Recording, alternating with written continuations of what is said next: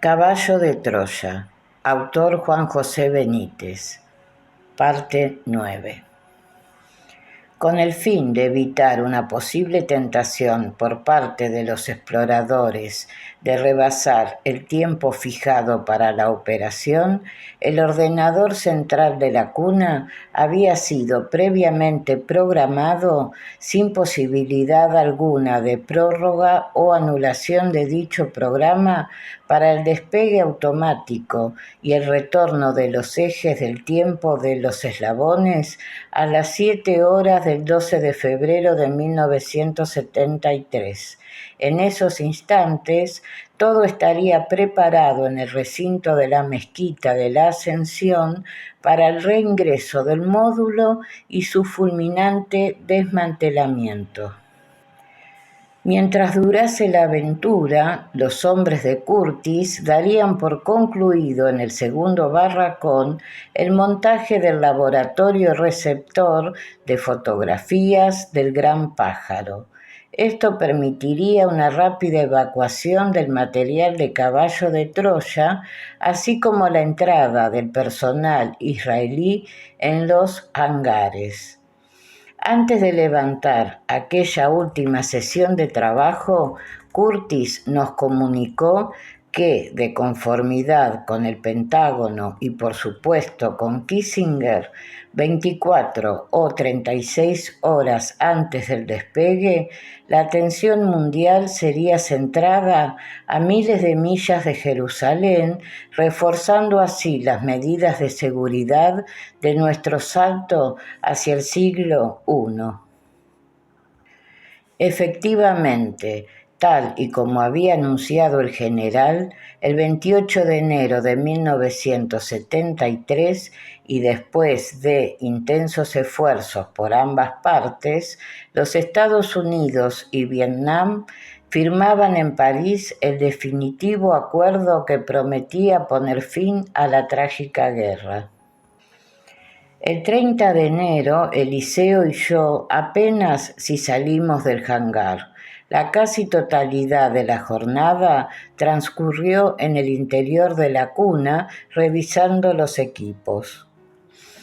Mi compañero tuvo que someterse a una última y delicada operación: la inserción en el recto de una reducida sonda dispuesta para recoger las heces fecales. Estas, tratadas previamente con unas corrientes turbulentas de agua a 38 grados centígrados, serían succionadas durante los 11 días de su obligada permanencia en el módulo por un dispositivo que fue acoplado a sus nalgas. De esta forma, las heces son descompuestas en sus elementos químicos básicos. Parte de estos son gelificados y transmutados en oxígeno e hidrógeno, sirviendo así para la obtención sintética de agua, que es recuperada y devuelta al ciclo orina-agua para la ingestión. El resto de los elementos es convertido en lodo y expulsado en forma gaseosa al exterior. En mi caso, este dispositivo para la defecación no era aconsejable, ya que una de las normas básicas de conducta para los exploradores que debían trabajar en el exterior era la de portar el equipo mínimo imprescindible y siempre oculto a la vista de los posibles observadores. Sí debía llevar, sin embargo, lo que en el argot de Caballo de Troya llamábamos la piel de serpiente. Mediante un proceso de pulverización, el explorador cubría su cuerpo desnudo con una serie de distintos aerosoles protectores, formando una epidermis artificial y milimétrica, capaz de proteger zonas vitales tanto de una posible agresión mecánica como bacteriológica.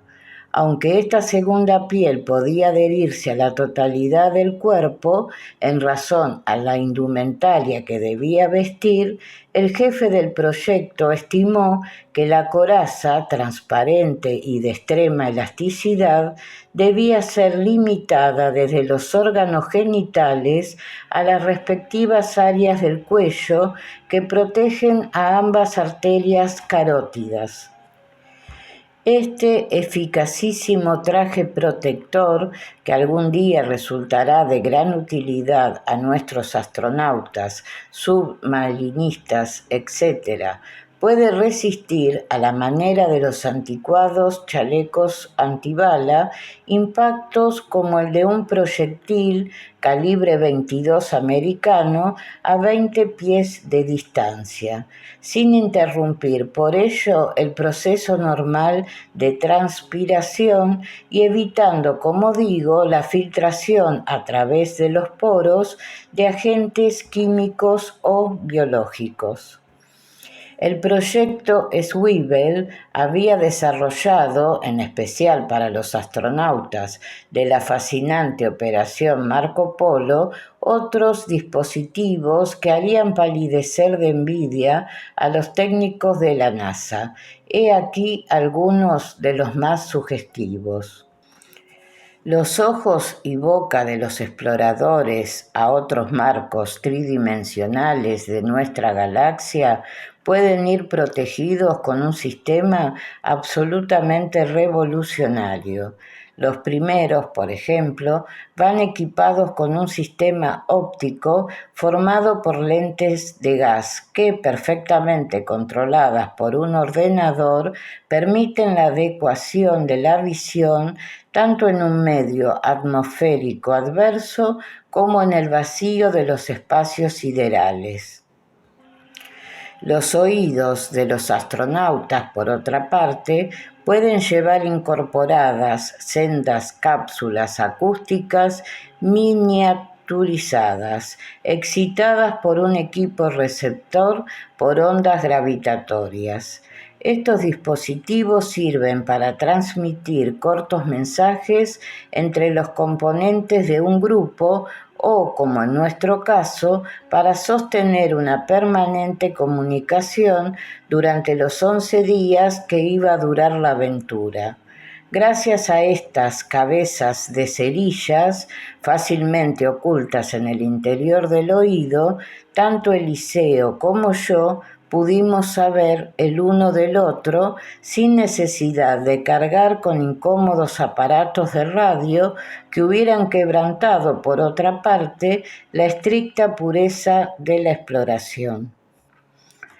En cuanto a la alimentación, en el caso de viajes de larga duración, los astronautas son dotados de un doble tubo que conduce por un extremo a un dispositivo especial ubicado en la región lumbar y por el otro a un mecanismo sumamente frágil y sujeto al labio inferior. El tubo está preparado en su interior con una red de cilios mecánicos que impulsan lentamente unas cápsulas que encierran diversos alimentos concentrados. Estas son de sección elíptica y van protegidas por una delgadísima película gelatinosa muy soluble en la saliva. El párpado del astronauta, abierto y cerrado una serie secuencial de veces, envía una señal codificada al equipo de la zona lumbar y las cápsulas son impulsadas hasta la boca. La otra conducción transporta un suero nutritivo con diferentes concentraciones reguladas. Por último, unas cápsulas alojadas en las fosas nasales generan oxígeno y nitrógeno partiendo de transmutación del carbono puro. Además, El carbono es captado por el mismo dispositivo y descompuesto en sus elementos básicos, carbono y oxígeno, y convertidos. El primero con liberación energética que se utiliza para el caldeo de la epidermis. Aunque nuestro módulo iba preparado con estos equipos, en realidad apenas si fueron utilizados, a excepción de la piel de serpiente y del sistema de transmisión auditiva. La cuna había sido dotada con una reserva especial de agua y alimentos suficiente para ambos expedicionarios durante un periodo de tiempo algo superior a los 14 días. Por mi parte, el problema de la dieta alimenticia no revestía excesivas complicaciones. En mi intenso entrenamiento durante los 2 años precedentes, había aprendido los esquemas del régimen alimenticio de los judíos, así como el de los gentiles que convivían en aquellos tiempos con los pobladores de la Judea.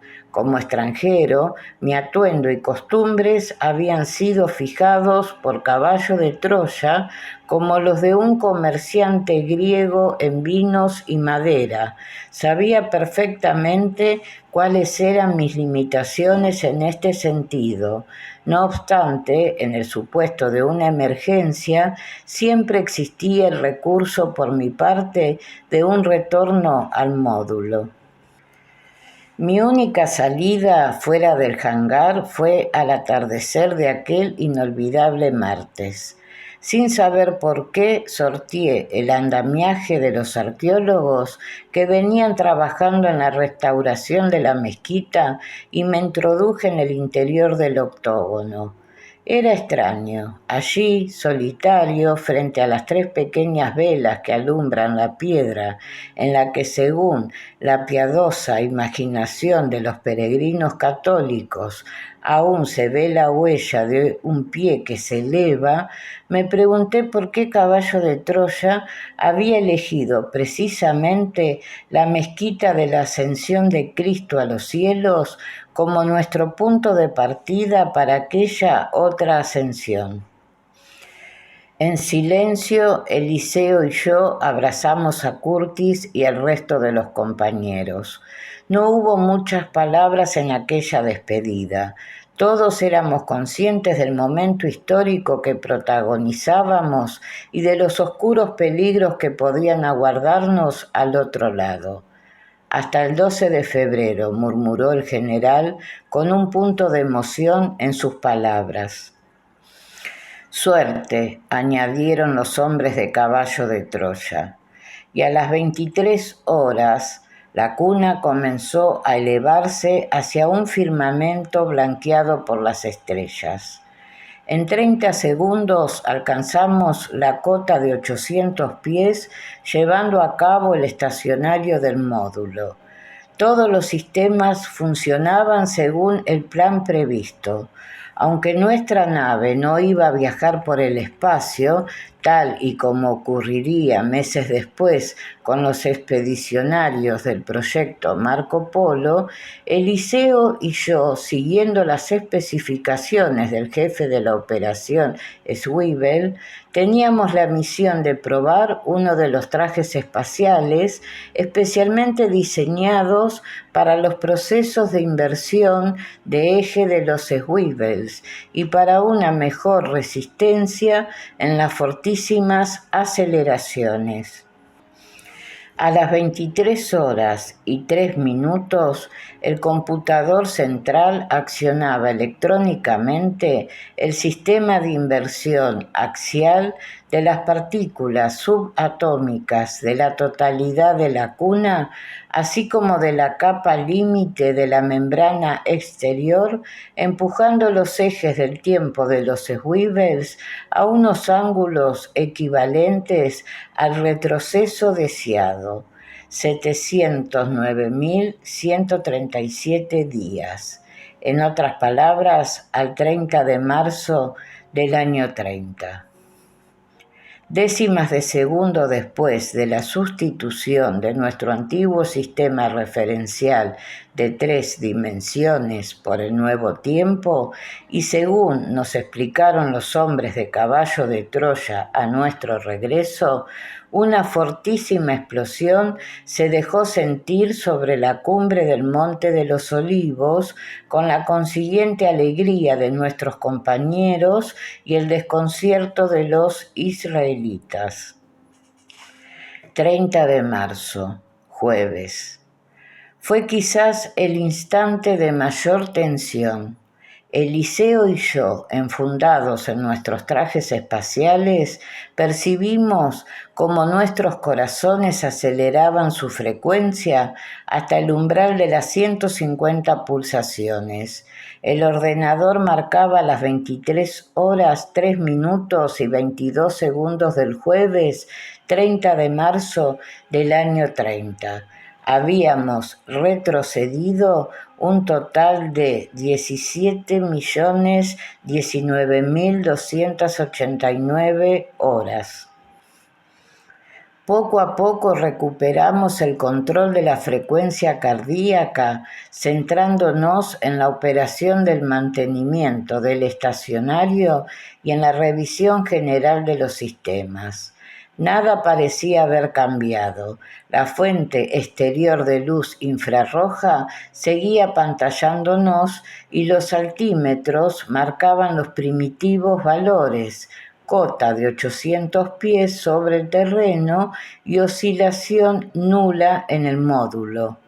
Durante el proceso infinitesimal de inversión de masa, la pila nuclear SNAP 10A había seguido alimentando el motor principal de turbina a chorro CF202B. Nuestra posición en el espacio, por tanto, no había variado. Una vez chequeados los circuitos principales, Eliseo y yo efectuamos un primer contacto visual de la zona. Al oeste de nuestra posición y a poco más de 1000 pies, divisamos un extenso núcleo luminoso. A pesar de las muchas horas de entrenamiento, la emoción nos dejó sin habla. Los radares confirmaban el perfil de un asentamiento humano con un sinfín de construcciones de baja estructura y 2 edificaciones de superior envergadura, una ubicada en la cara este de la ciudad, mucho más voluminosa, y otra al suroeste. Luego supimos que se trataba del gran complejo del templo y la torre Antonia y el palacio de Herodes, respectivamente. Nuestras suposiciones, a pesar de la cerrada oscuridad, eran correctas. Aquellas luces amarillas y parpadeantes correspondían a la ciudad santa de Jerusalén. La totalidad del núcleo urbano aparecía cerrado por una muralla. Un segundo muro, de características muy similares al que constituía el perímetro de la población, dividía Jerusalén por su tercio norte, justamente desde la cara oeste del templo a la fachada norte del Palacio Herodiano. Al este-sureste de nuestro módulo se apreciaban igualmente otros 2 grupos de luces mortecinas, infinitamente más pequeños que el primero y situados prácticamente en la falda del monte sobre el que nos encontrábamos estacionados y que presumíamos como el Monte de Olivos. Los equipos de ondas de 740 milímetros de longitud remitieron unas primeras y confusas imágenes de estos núcleos humanos, no siendo posible confirmar si, como sospechábamos, se trataba de las aldeas de Betania y Bet-Fagé. Tras aquel primer rastreo de nuestros inmediatos alrededores, mi hermano de exploración y yo ejecutamos la segunda fase del plan, una nueva inversión de masa con el fin de polarizar los ejes de los Swivels hasta la hora límite que nos serviría de auténtico punto de partida para un posterior descenso sobre la cumbre de los Olivos. A las 23 horas y 33 minutos, el módulo retrocedió en el tiempo, apareciendo 15 horas antes, aunque el caudal del generador atómico nos hubiera permitido el mantenimiento de la nave en estacionario hasta el amanecer del día siguiente, 31 de enero, los objetivos de la exploración recomendaban esta segunda inclinación de los ángulos del tiempo de los Swivels hasta alcanzar las 8 horas y 33 minutos del 30 de enero del año 30. Aunque no deseo adelantar acontecimientos, nuestras fuentes informativas previas apuntaban al viernes 31 de enero como la fecha en que el maestro de Galilea entró en Betania, procedente de la vecina ciudad de Jericó, situada a unos 34 kilómetros de la citada población de Betania, donde residía la familia de Lázaro. Si todo discurría con normalidad, yo debería estar allí con una antelación aproximada de 24 horas. ¿Cómo poder describir aquel amanecer del 30 de enero sobre la vertical del Monte de los Olivos? El sol naciente había apagado las antorchas de Jerusalén, ofreciendo a nuestros atónitos ojos un inmenso racimo de casitas blancas y ocres, apretadas las unas contra las otras y rotas en 1000 direcciones por quebradas callejuelas, y destacando sobre aquel mosaico una formidable fortaleza rectangular levantada en la cara este de la ciudad. Era el templo erigido por Herodes el Grande, con inmensas columnatas limitando espaciosos patios y atrios, tal y como había descrito el historiador Flavio Josefo. Una brillante cúpula correspondiente al santuario resplandecía cual montaña cubierta de nieve. De norte a sur, al pie de la muralla este de Jerusalén, divisamos el cauce seco y afilado de una torrentera que identificamos como el Cedrón. Hacia el este-sureste, ligeramente difuminada por una colina, se perdía en el horizonte la hoya del Mar Muerto.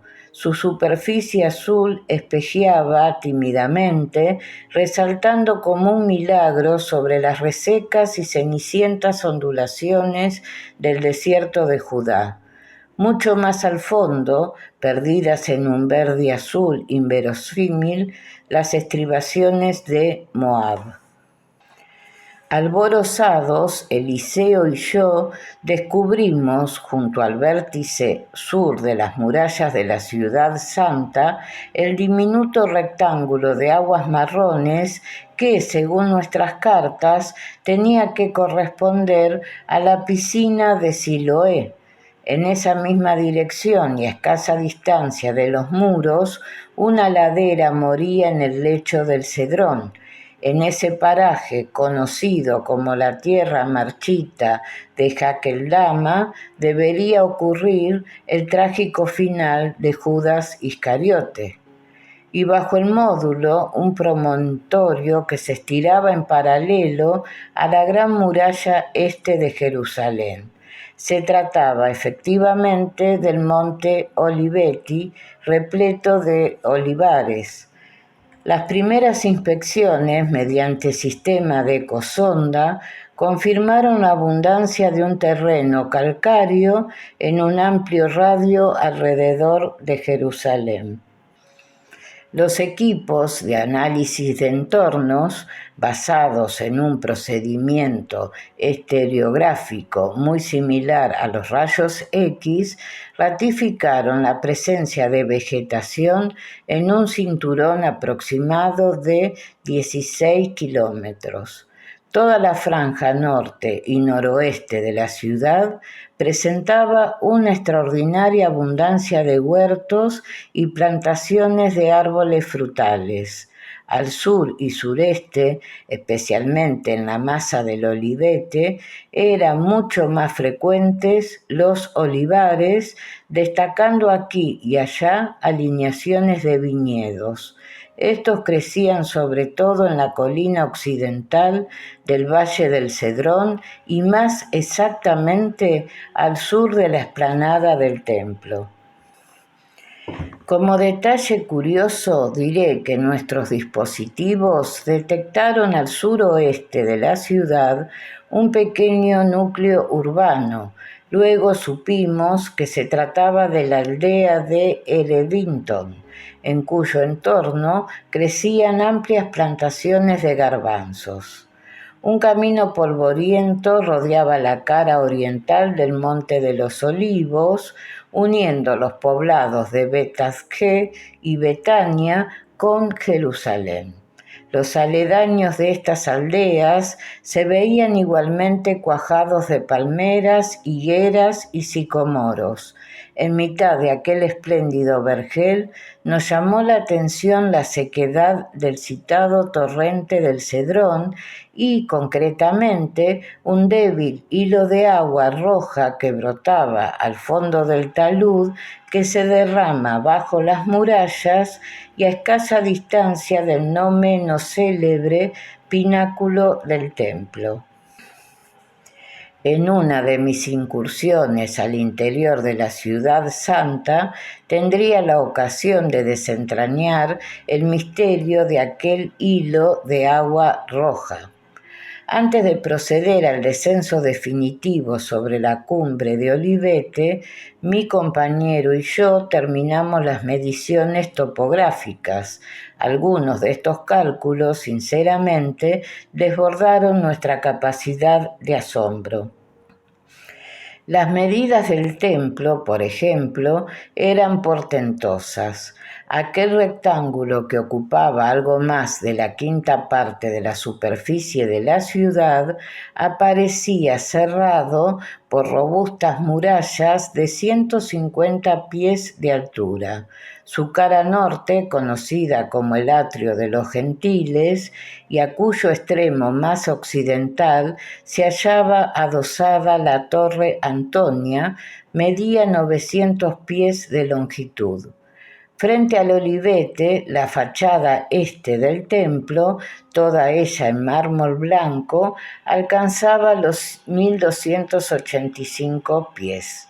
La muralla occidental era prácticamente de las mismas dimensiones que la anterior y por último la cara sur que cerraba el recinto sagrado y en la que se distinguían desde el módulo dos amplias puertas arrojó 801 pies de longitud. En cuanto al templo de Herodes, propiamente dicho, que se levantaba en el centro de aquel gran rectángulo, los equipos nos proporcionaron 578 pies de longitud por 417 pies de anchura. La fortaleza o Torre Antonia, residencia del representante del César durante las fiestas más sobresalientes de los judíos, se elevaba sobre una cota de 2.220 pies sobre el nivel del mar. Era otra soberbia construcción de 450 por 384 pies, flanqueada en sus cuatro esquinas por sendas y poderosas torres de 105 pies de altura cada una. Al oeste de la ciudad, en la cota más alta de Jerusalén, 2.280 pies, la familia Herodes había emplazado su residencia fortaleza. el palacio y los jardines reales ocupaban una franja de terreno junto a la mencionada muralla más occidental de la ciudad santa de 900 por 300 pies. La edificación sobresalía por sus tres espigadas torres de 120, 90 y 75 pies respectivamente. Desde el ala norte del Palacio Herodiano, tal y como nuestros radares habían detectado la noche anterior, se extendía otra muralla hasta la mitad, poco más o menos, de la cara oeste del templo, dividiendo a la ciudad en dos sectores. Las dimensiones, en definitiva, de Jerusalén eran las siguientes: longitud máxima desde la Torre Antonia hasta el vértice sur, 3.696 pies. En este ángulo sur de la ciudad, junto a la piscina de Siloé, detectamos la cota más baja del terreno, 1.980 pies. La anchura de la ciudad santa, contando desde el muro exterior occidental correspondiente al palacio de Herodes hasta el pináculo del templo, 667 pies. La inexpugnable muralla que guardaba Jerusalén se levantaba a 225 pies sobre la superficie del valle. El curso del Cedrón oscilaba entre los 1.860 pies en su cota más baja frente a Akeldama y al Espolón, que forman las murallas al sur de la población, y los 2.040 pies a su paso frente al huerto de Getsemaní en la falda occidental del Olivete. El ordenador computó la longitud total de la muralla exterior de la ciudad, registrando en pantalla 11.378 pies. Por su parte, el muro que cruzaba entre las viviendas, dividiendo a Jerusalén en dos ciudades perfectamente diferenciadas, como tendría ocasión de comprobar en persona, tenía una longitud aproximada de 1.446 pies. En nuestra vertical, el Monte de los Olivos ofrecía dos cotas máximas, 2.220 pies frente a la piscina de Siloé, es decir, al sur de la ciudad, y 2.454 pies, elevación máxima, frente al templo. El huerto de Getsemaní, localizado en una cota inferior a esta, se hallaba a una distancia de 739 pies en línea recta desde la ladera al muro oriental del templo. Aquella cota máxima del Olivete, 2.454 pies sobre el nivel del mar, estaba situada a unos 180 pies por encima del templo.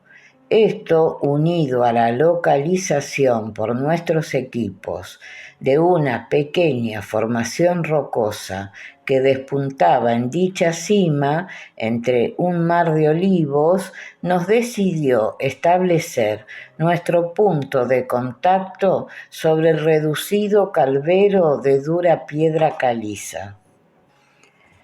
A las 10:15, el módulo se posó al fin sobre la cumbre del Monte de los Olivos. En un primer tanteo, los 4 pies extensibles de la cuna se hundieron ligeramente entre las lajas rocosas. Finalmente la nave quedó estabilizada y nosotros procedimos a la desactivación del motor principal. Aunque el descenso no podía ser visualizado por los habitantes de Jerusalén o de sus alrededores, un observador relativamente cercano a nuestro punto de contacto, si hubiera podido descubrir un súbito remolino de polvo y tierra provocado por el choque de los gases contra el suelo en la operación final de frenada del módulo. Por fortuna, aquella polvareda desapareció en poco más de 60 segundos, así como el agudo silbido del reactor.